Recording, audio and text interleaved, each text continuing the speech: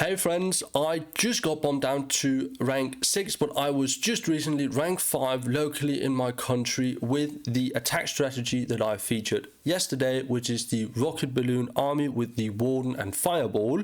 The uniqueness of that army and the versatility is really doing wonders for me, and I want to show you guys how I have taken it into Legends and how you can benefit from using it as well.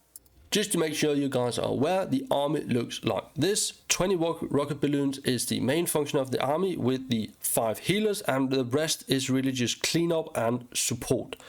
The Archer Queen is being used with the Giant Arrow and Healer Puppet. That is mainly to clear out sweepers and air defenses so that your Stone Slammer and your Minion Prince is better supported and can go further into the base. RC, we are using Electric Boots and the Rocket Spear and the Fox. The Electric Boots oftentimes I see provides a lot of value, mainly actually just to take down skeleton traps and help the RC get more value on taking down defenses. Warden, bread and butter guys, Fireball, Rage Gem and the Unicorn. The Unicorn, I'm debating with myself whether I could use something differently, switch up some stuff, because I see myself entering bases towards either monoliths or ricochet cannon mainly actually, and my unicorn just dies off and doesn't really get any value. But that's really what we're using, and it does sometimes help you not having to use spells because that extra healing provides you with some defense. The uniqueness of this attack strategy really comes into play with the Minion Prince using the Angry Jelly. Arguably the strongest hero right now is the Minion Prince, and combined with the Stone Slammer in front and the Angry Jelly making the Minion Prince target defenses for the first, I think it's 30 seconds, is really, really powerful. You can get so far into the base before you have to pop the ability, and it's just so good. It's really, really good.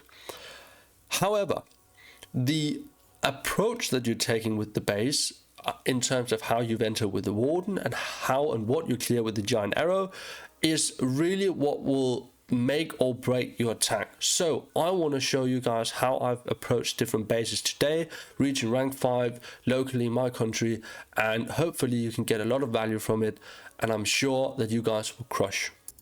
Okay, we are back here. This is one of the attacks I wanted to feature because it's unique in its approach. We don't go in on a side note or on one of the sides or like towards the town hall or anything. We actually quote unquote swag a lot of rocket balloons to enter towards this monolith right here, because we saw that the main value we could get from the fireball was in the middle right here, and the best place to enter with the Warden and getting a fireball off was actually just straight into it.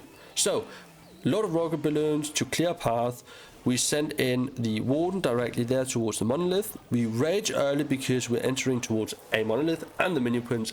The Minion Prince on defense obliterates your hero. Like the Warden, if not raged up, will actually go down. I've seen it happen, and it's not fun. So more rocket balloons because, and let me just draw this out for you guys, stopping the replay just for a second. What's happening? Well, you see a line right here, right?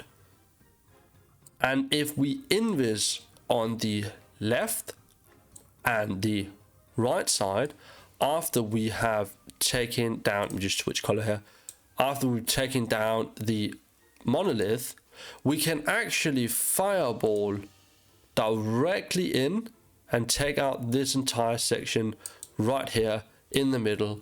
And yeah, so invis, make sure that the monolith is down, then fireball and take out all of that good stuff. But yeah, that was my idea going into this base. That was the main thing I wanted to accomplish with the Warden, because if you don't get enough value with the Warden, your attack will suck. So there we go. That's why you see me using basically all of the rocket balloons, which is uncommon usually with this attack strategy. You mainly want them flickered in on either side to like help with funneling. This is like just spam them in. But here we go. Invis on the right side, invis on the left side, and then fireball. We actually ended up being a little bit slow. So you can see we did not take down the poison tower and the builder hut because we came in from a little bit of an angle. We sent in the archer queen on the left side here. We tried to wall break her in, but saw that she was already gonna walk. Stone slammer in front, minion prince behind, and the rocket balloon there just to take out the expo. Then it's basically just about knowing when you need to focus on the warden and when you need to focus on the archer queen / minion prince. We used the ability early. I like to do that, but it is definitely not necessary. You can save it for a bit and use it later in the attack if you're going into the town hall, preferably there as we are here. We just didn't do that. But here we are. RC is also in. I forgot to press the ability, so I pressed it there, and then I invest, I believe. Yeah, invest. So we take down the town hall. The ricochet cannons is just hammering on our warden, and we kind of forgot about him here for a second. I believe we raised him up, but we are just too late. There you see, because the scatter shot just smacked us in the face. So guys, if anything you're going to take away from this video, pay attention to your warden. It's so important. Let your other heroes do their thing, but if you leave your warden and he dies, more often than not, you'll see that that will make or break your attack. So there we go. That's it. We're still 3-star. We got enough value, and now it's just about spamming in the rest of our troops to clear out the last structures, and I will see you guys in the next attack where we're going to feature a few other stuff. Alright, here we are. This is a double invis base. It is clear to see where the value is at. The value is at right here. But we also see that it's kind of stacked on this side. There could be Tesla farms, there could be a lot of stuff, but we rage and we invis too late, and we did not get the value. So what do we do here? Well, we just put down the earthquakes, pretend that was all planned, and try to recover. Because even though you fail the fireball, if you're good enough in terms of clearing the funnel for your other heroes and seeing where you can benefit the most from them, you can still recover. But it is rare, and this is just one of the cases I have happened for me where I actually managed to make it work and get the 3-star. Spoiler alert. But here we go. I used the poison early. I did not see that there were ice golems. I thought I saw headhunters and witches, but apparently there was also 2 ice golems, which slows us down a lot. And time can be an issue on this attack strategy, so just making the case there that, you know, pay attention. But here we are. Queen Giant Arrow. I didn't miss it. You missed it. Stone Slammer in front. Double headhunter to help the queen, and Minion Prince in behind. Sorry guys. The Stone Slammer gets taken out rather early, but that is fine. We use the Minion Prince ability and we rage up just to kind of get away from this toxic area right here. There we go. Okay, the Warden gets raged up and will take care of that invis compartment that we intended to fireball. We sprinkle in a lot more of the rocket balloons, and we see that we can get the Warden to go left if we send in the RC towards the multi-archer inferno and fire spitter, and then she can take out the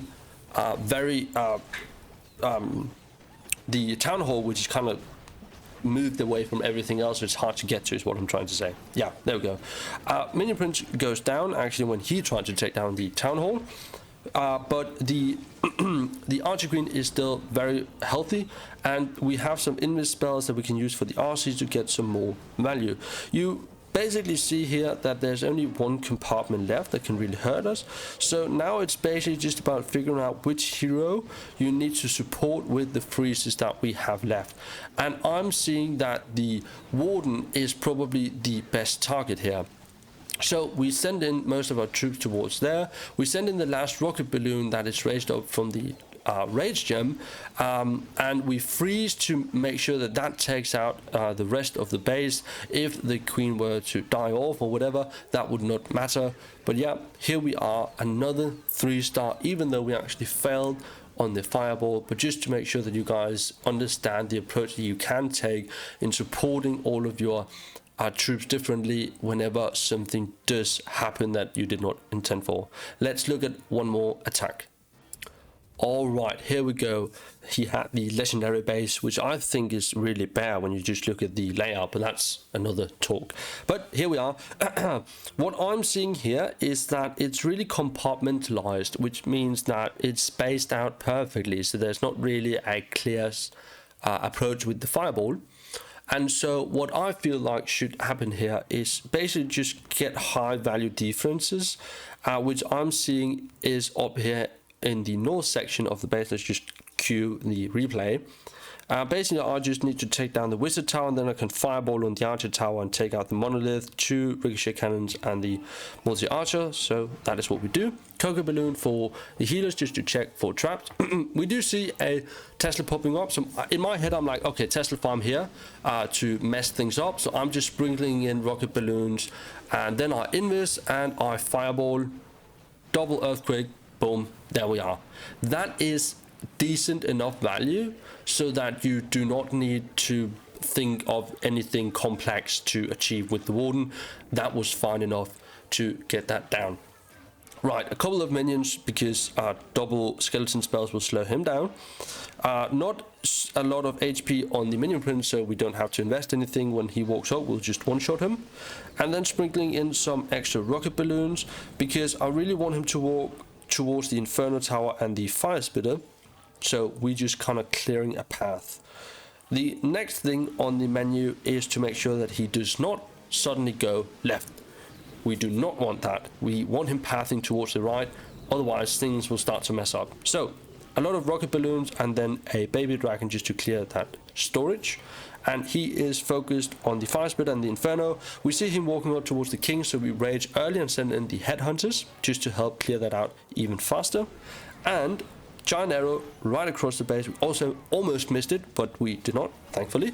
So yeah, then Stone Slammer in front. That's still the thing. Make sure you put down Stone Slammer in front. I've kind of messed that up a couple of times, and that hurts us. Minion Prince behind. There we go, it pops early, that's just fine.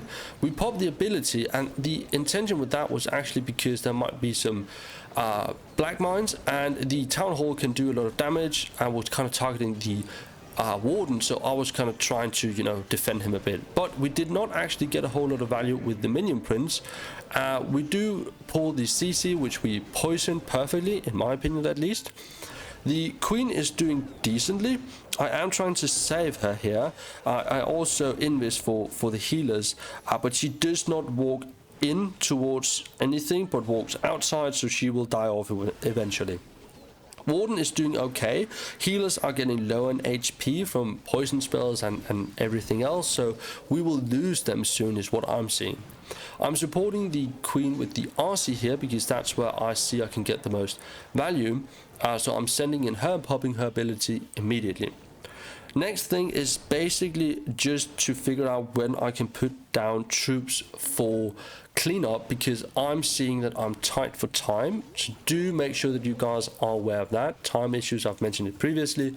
Time issues can happen, so do be vigilant in putting down troops whenever you can to clean up the last structures, and that's basically it. So I think maybe my top 3 for you guys is keep the Warden alive.